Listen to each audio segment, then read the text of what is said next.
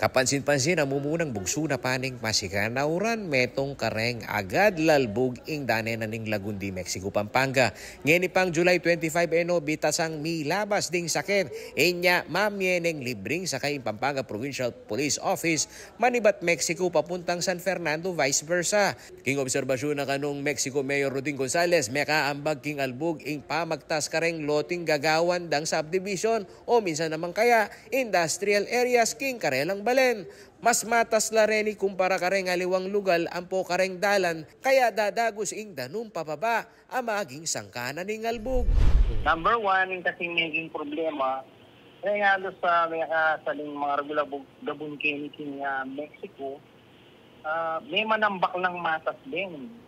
So yung danum, walang daluyan yung danum, walang daluyan, papunta karetang alang masalete, dalanan yung danum. May pakakulong yung danum. So, yatin yung maging problema ito ay niya ikakayalbog ni Mexico.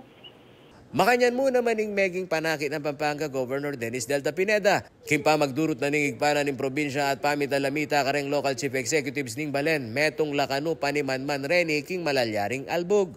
Marakal kanong volume ning danum ing bababa king Pampanga. Mabilis siyang mitatas ing level na ning albog. At etambing kakati ing danum. Makabigla. At yung area na dati how many days by lumbog. Pero right now, matter of 2 days, talagang makalbog lang yun. Sumangit na nini, papasalamat naman ni Governor Pineda uling pasibayong kerasan albog into Laok Bridge king San Simon at meging epektibo ya ing pamanyamas king drainage system ning NLEX king mesabing lugal. Mupin makapamulala mo rin gano ing senaryo apasibayo yang antimong meging isolated ing Central Luzon king abala king albog king Valenzuela area ning NLEX. Sa Simon, okay naman. May bigla kami rin na pero mo for the longest time nenike pa mo na dimdam in Valenzuela lumbog makanito.